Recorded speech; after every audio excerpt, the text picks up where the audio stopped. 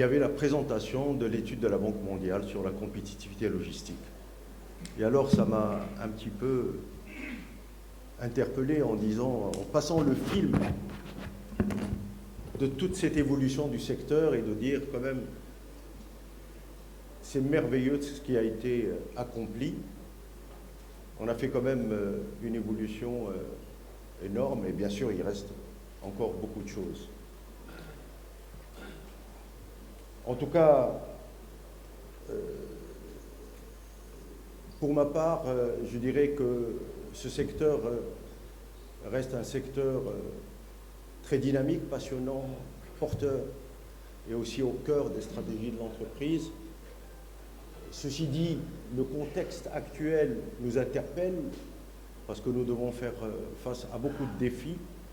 Il y a beaucoup d'incertitudes et c'est la raison pour laquelle j'invite Bénédicte à nous faire sa présentation.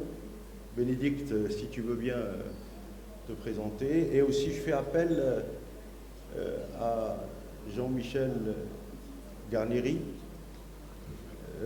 qui sont nos invités. Jean-Michel, pour celui qui ne le connaît pas, était le président de ce qu'on appelait avant ASLOG et qui s'appelle maintenant France Supply Chain. Et aujourd'hui, il est, après avoir épuisé ses 2 mandats, il est devenu le président de France Supply Chain International. Et je voudrais qu'il nous dise 2 mots sur un peu ce qu'ils font, parce que, j'anticipe, nous avons un peu adhéré, en tout cas on est rentré dans leur réseau. Hein, et on a, à part la création, et d'ailleurs ça me permet un peu aussi d'utiliser cette tribune pour un peu l'annoncer, la création de Maroc Supply Chain, qui est tout à fait un club informel hein, de rencontres. C'est ni une association professionnelle, l'objectif était à la fois d'intégrer les filiales des sociétés membres de France Supply Chain et les directeurs logistiques des chargeurs des secteurs de l'industrie de la distribution. Donc voilà, donc juste si tu peux nous dire quelques mots sur un peu ce que vous avez fait. Je sais qu'on a aussi adhéré parce qu'on a constaté que France Supply Chain, je dirais, apporte également un certain nombre de contributions pour faire progresser la supply chain d'une manière générale à travers vos enquêtes, à travers vos études, à travers les travaux de vos commissions, etc. Et je crois que ça pourrait nous servir hein, pour échanger et aller un peu plus vite qu'en restant tout seul. Voilà. Absolument. D'abord, Monsieur le Ministre, merci. Mesdames et Messieurs les officiels, représentants officiels, merci aussi de m'accueillir. Je crois qu'on t'entendra beaucoup mieux ici. D'accord. Mon cher Ali, effectivement, merci également de nous avoir invités, mesdames et messieurs les présidents, directeurs généraux, chers amis de la logistique et de la supply chain, parce qu'au fond, c'est notre métier, on est tous des amis hein, au niveau international. Je suis vraiment ravi et fier d'être parmi vous aujourd'hui pour dire quelques mots très rapidement, parce que ce qui est important, c'est d'écouter Bénédicte et ce qu'il va nous dire sur la vision de la supply chain de demain. Moi, ce que je voulais juste vous dire, c'est en 3 mots. Donc, France Supply Chain, comme vous le savez, c'est la SLOG. C'est aujourd'hui un réseau de professionnels logistiques de la supply chain. On a un seul objectif, c'est d'aider, d'accompagner les entreprises à faire face aux grands défis, aux grands enjeux d'aujourd'hui et de demain. Et comme Monsieur le Ministre, comme Monsieur Berada nous l'a dit, ces grands enjeux sont très complexes, se complexifient, sont inattendus. Et donc, il faut que nos entreprises, il faut que nos organisations soyons prêts à être agiles et à faire face à ces grands enjeux. Clairement, l'un des grands enjeux, c'est l'international également, parce que l'économie, elle est globale et on se doit, en logistique et en supply chain, plus que jamais, d'avoir une approche international, hein, autant vous dire, entre les matières premières qu'on ne trouve plus, les problèmes d'approvisionnement de composants, les problèmes géopolitiques et j'en passe.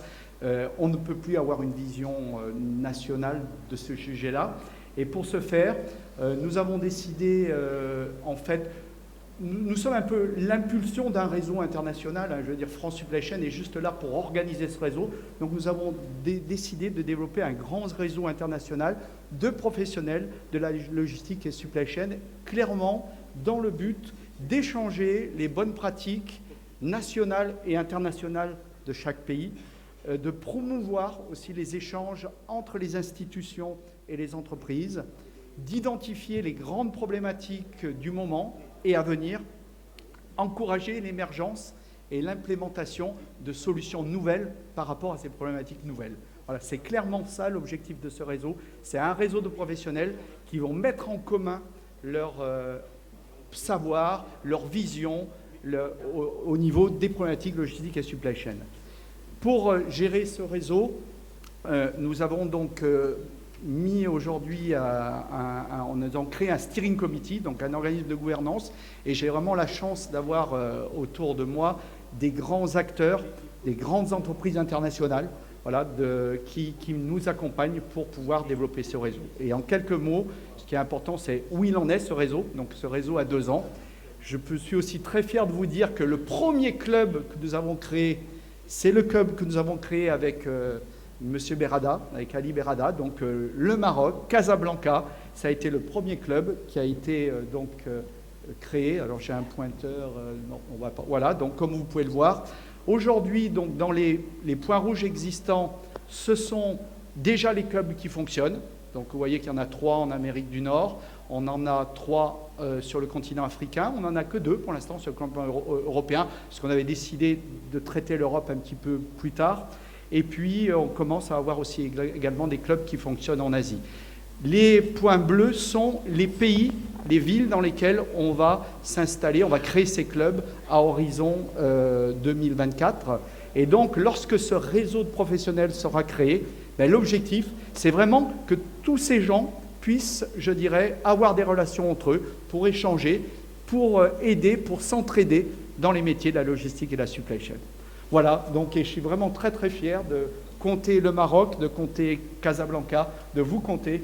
Je sais que tu aimes beaucoup le Maroc, mais en tout cas, je voudrais préciser une chose, c'est que c'est vrai que Jean-Michel nous avait proposé au départ de rentrer dans ce réseau. Nous avons accepté, mais je peux vous dire que nous avons notre indépendance la plus totale. Et il nous a dit, vous faites comme vous voulez, vous organisez comme vous voulez, vous décidez comme vous voulez, vous êtes chez vous. Voilà. Alors on a fait une première soirée avec un peu quelques membres déjà, et qu'ils ont échangé. Les directeurs logistiques, ils ont développé des réflexions, et d'ailleurs c'est ce que nous allons demain, en début d'après-midi, vous présenter la synthèse en amont de la présentation de Johanna, habitant de Groupe L'Oréal, demain, dont j'ai vu hier en première la présentation et je vous invite vraiment d'y assister parce qu'elle est extrêmement riche. Voilà, donc sans trop tarder, cher Bénédicte, à toi la parole. Merci.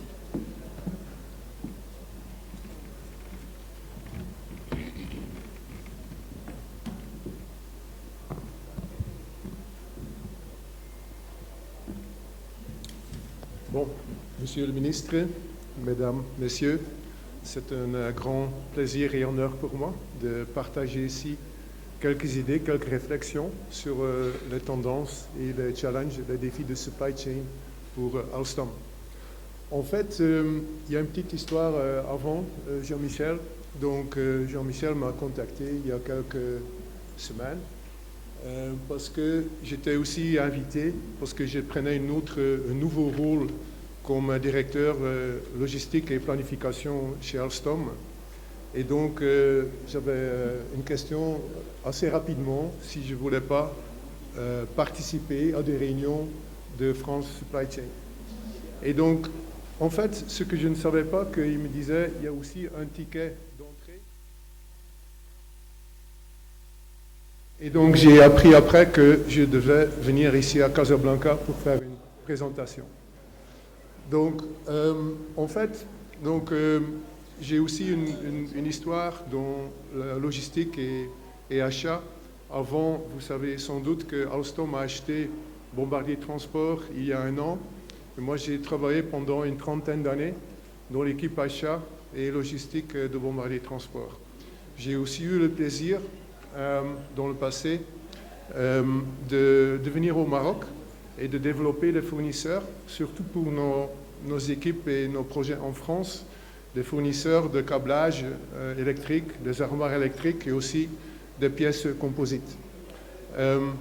Donc voilà, aujourd'hui, ce que je vais partager avec vous, je souhaite quand même partager quelques planches, quelques slides sur la société Alstom pour bien dessiner le contexte dans lequel nos équipes logistiques travaillent. Et ensuite, bien sûr, on va aller un peu plus dans le détail sur les contraintes, les défis que nous vivons actuellement dans nos équipes supply chain. Et moi, je dois confirmer ce qu'on a déjà dit ce matin dans les introductions, que notre fonction est beaucoup sous pression pour l'instant. Donc il y a beaucoup d'inconnus, beaucoup de nouvelles situations, beaucoup de surprises qui nous arrivent pour lesquelles il faut qu'on s'organise. Donc en fait, Alstom, quelques mots. Donc vous savez que Alstom, c'est un des leaders dans la construction ferroviaire au monde.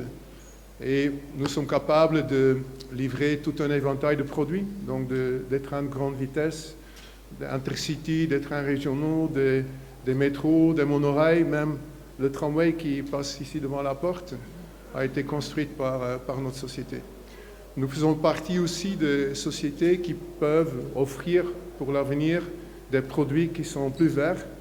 Hein? Donc on est aussi innovateur, on développe des trains à batterie, on développe des trains à hydrogène.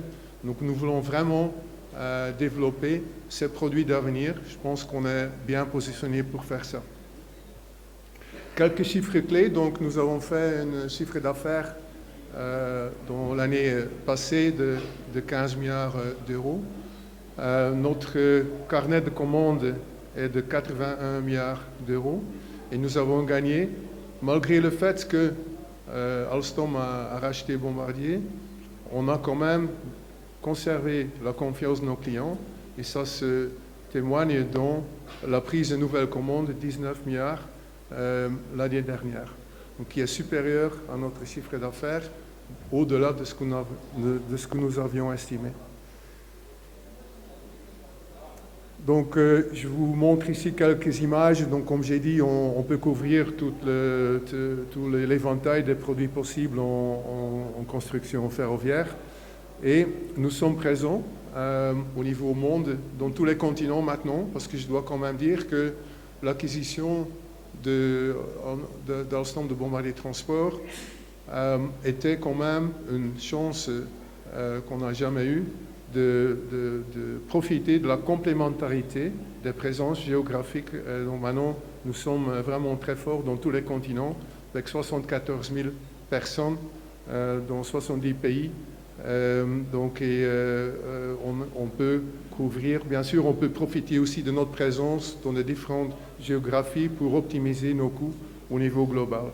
Mais en même temps, ça apporte quelques challenges, parce que, et on va parler de ça aujourd'hui, il faut remettre en question les efficacités de la globalisation et bien trouver un équilibre avec la proximité de nos clients. Il faut continuer à être sûr qu'on est toujours capable de donner un service de proximité, de réactivité, sans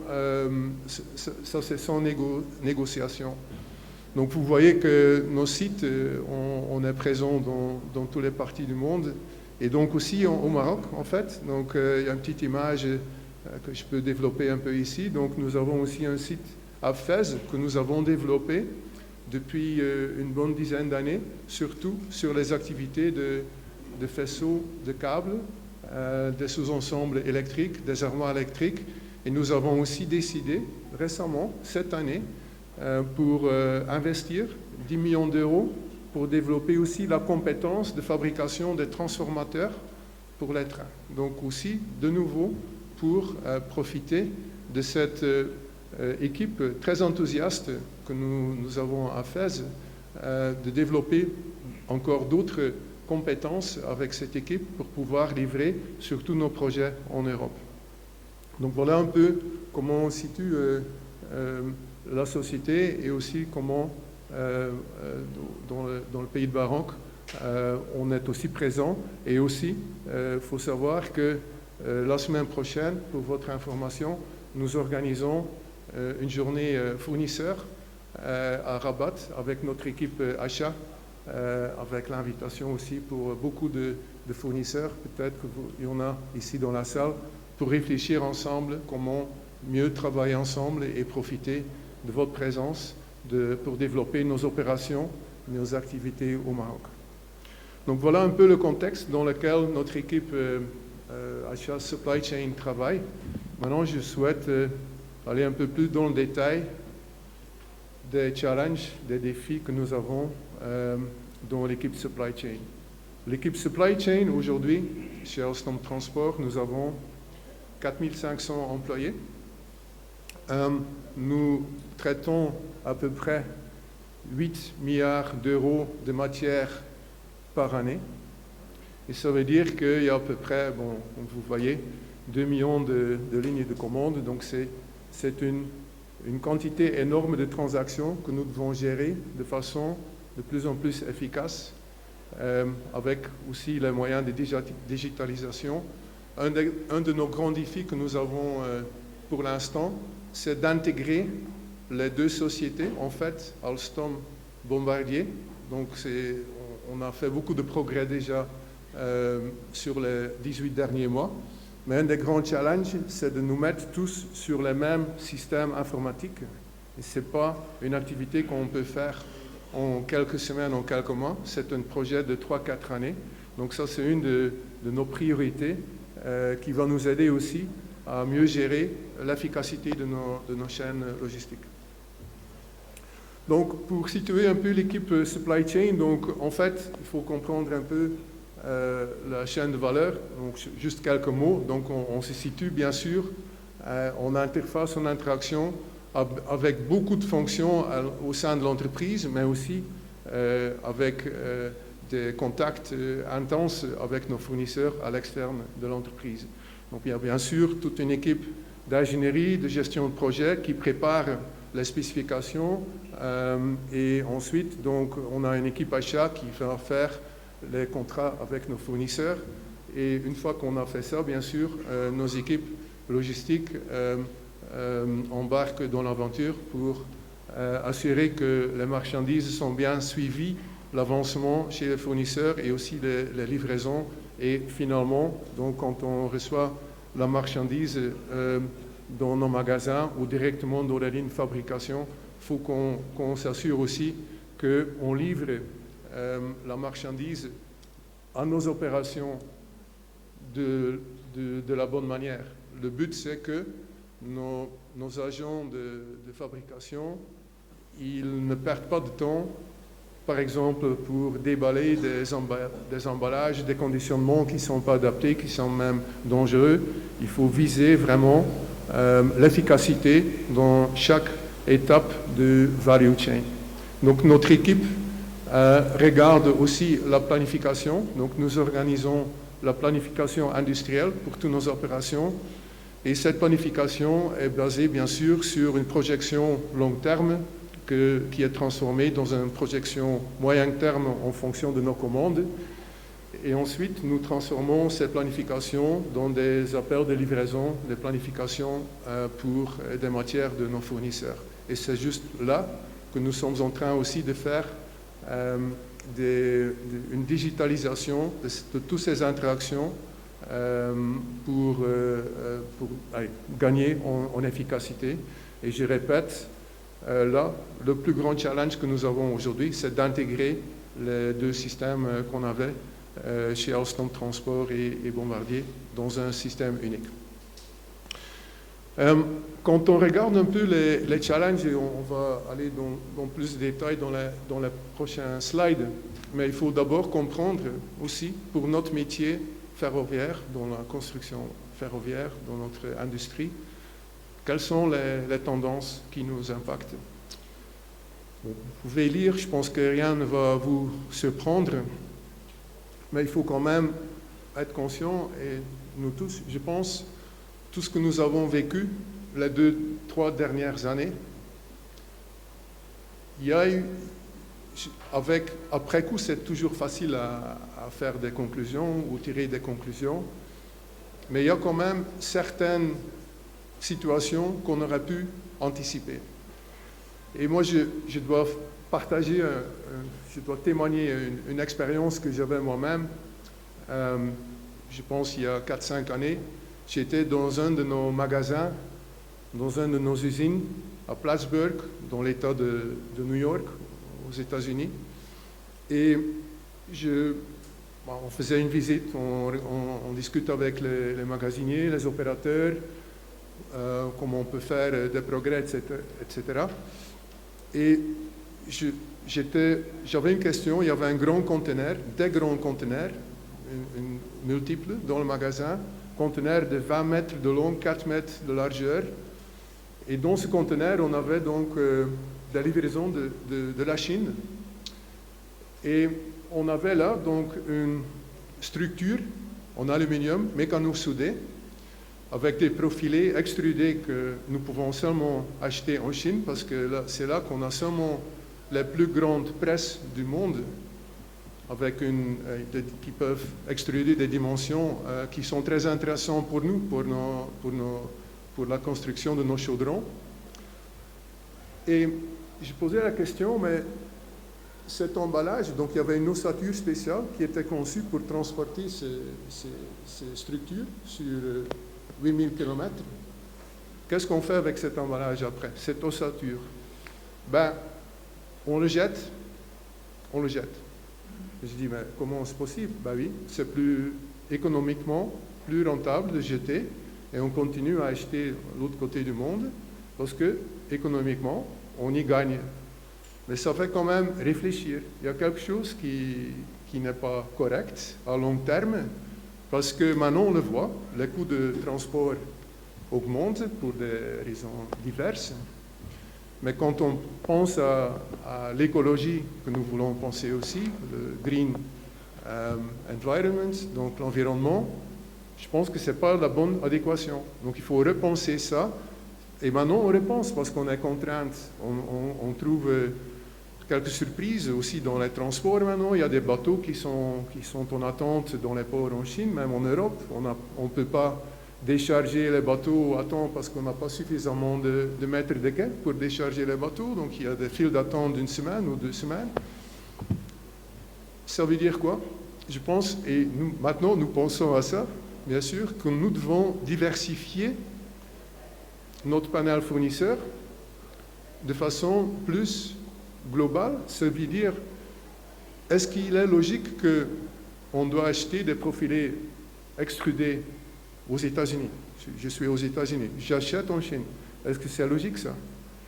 Est-ce qu'il n'y a pas d'autres moyens est-ce qu'on ne peut pas développer des alternatives? Donc maintenant, on y pense. Donc, c'est quand même une réflexion, on est obligé maintenant à le faire. Mais il y a quelques années, non, on continuait, donc on était content, mais maintenant, ces temps sont passés. Donc, quand je regarde un peu, maintenant, ça peut faire peur, ce slide. Donc, on a fait une liste maintenant de toutes ces contraintes additionnelles qui nous attendent dans notre monde logistique et achat. Je vais en traiter quelques-uns plus en détail dans les prochains slides. J'ai déjà donné un exemple. Si je peux peut-être pointer...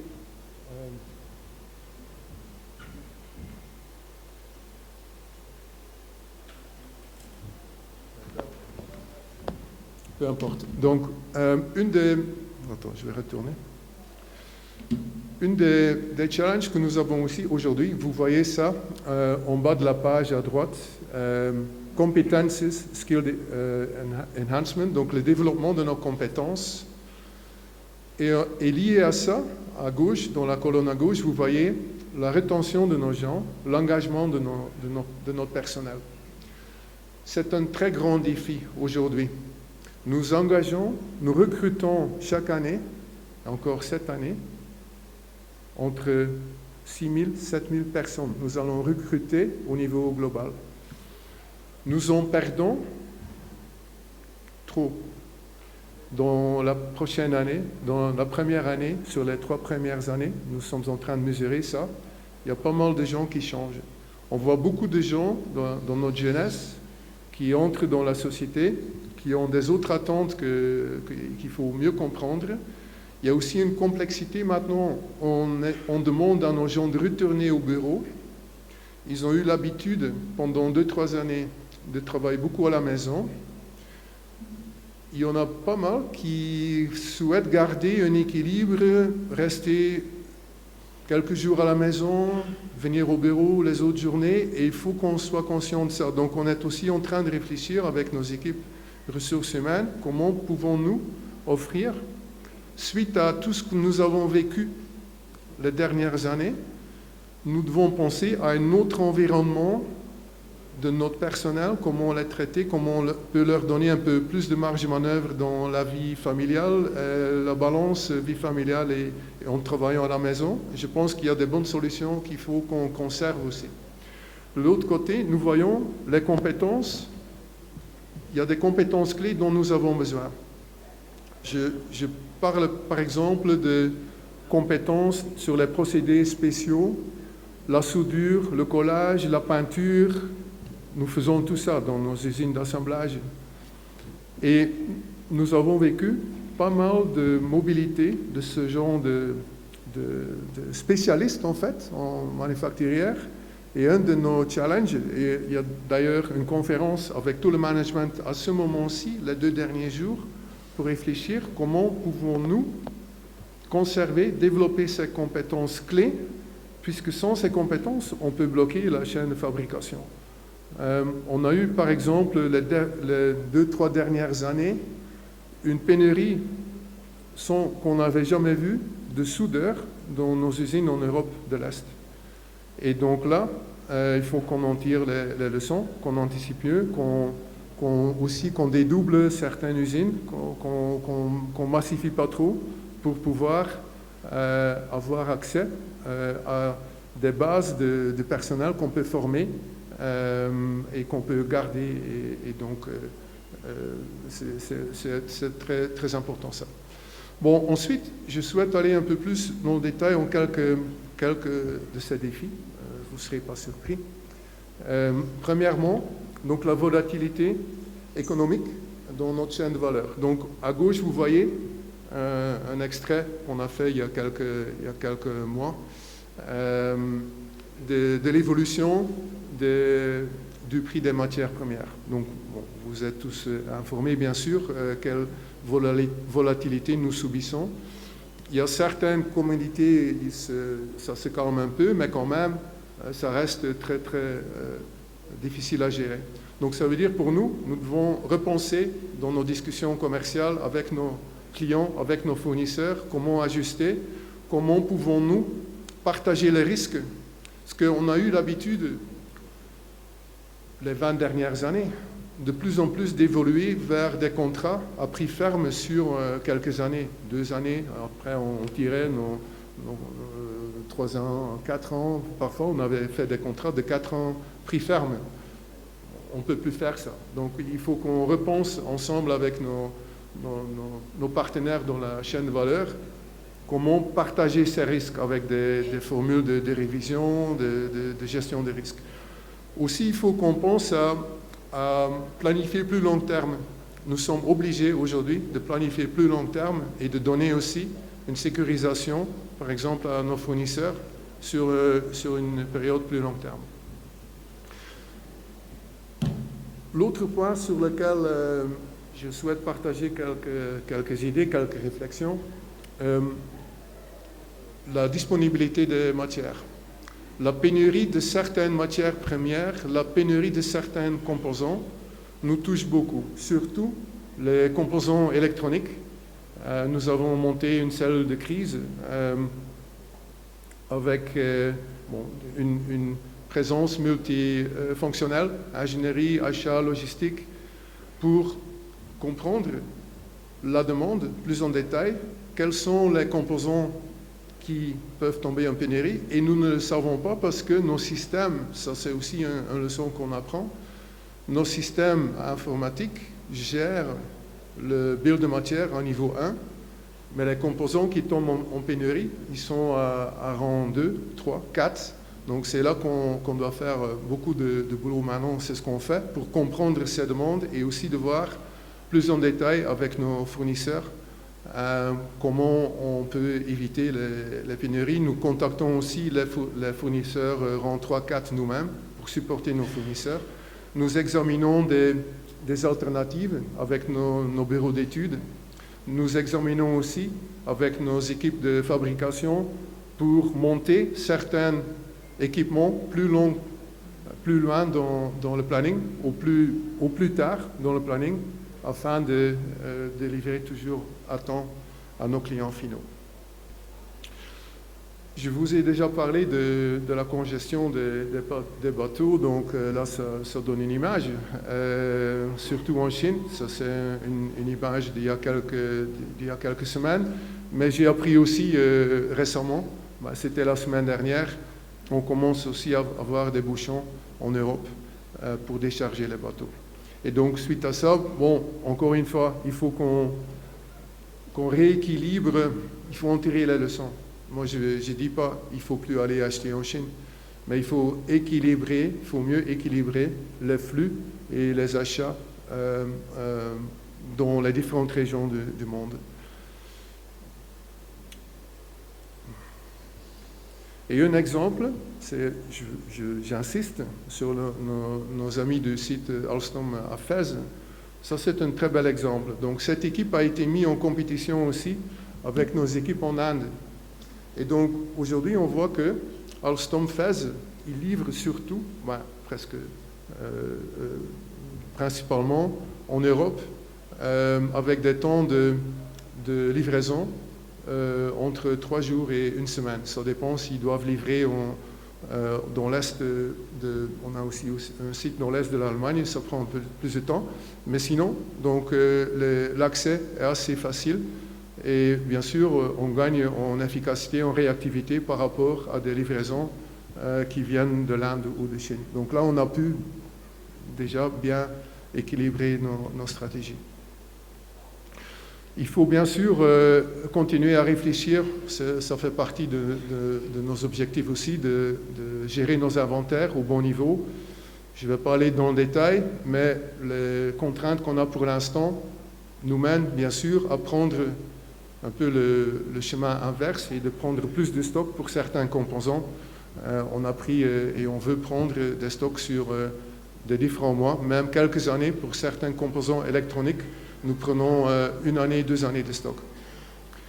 Il faut continuer à penser à l'excellence dans l'exécution de nos projets. Donc, il ne faut jamais oublier.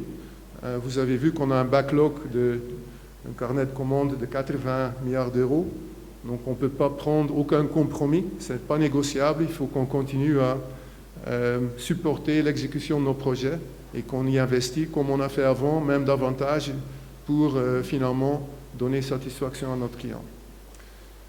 Et donc, en résumé, si c'est possible de résumer une page, mais quand même, j'ai résumé les points les plus importants. Donc, selon nous, il faut repenser, il faut adapter, il faut être agile, il faut adapter nos stratégies. Il faut balancer, équilibrer l'efficacité avec la proximité. Il faut réduire certaines dépendances de certaines sources, dédoubler, développer des autres sources. Il faut surtout développer aussi la connaissance plus loin, rang 2, 3 de nos fournisseurs. Il faut continuer, bien sûr, à accélérer la digitalisation dans nos supply chain. Il ne faut jamais oublier de bien exécuter nos projets. Donc l'excellence opérationnelle, ça reste clé. Et finalement, c'est peut-être le plus important, investir dans nos gens, les attirer, les garder, comment on peut les garder, comment on développe les compétences pour assurer une bonne performance de toute la société et finalement de bien satisfaire nos clients. Voilà ce que je voulais partager avec vous, quelques réflexions. Je suis bien sûr ouvert à vos commentaires pour discuter plus tard dans la journée. Merci beaucoup. Merci beaucoup, Bénédicte. Merci de partager avec nous votre expérience. Merci pour les idées développées. Nous allons, avec Monsieur le ministre, procéder à la visite de l'exposition. Je vous souhaite à vous aussi une bonne visite et de beaux échanges dans les différentes tables rondes qui vont rythmer ces 3 jours. Merci pour votre présence et pour votre assistance.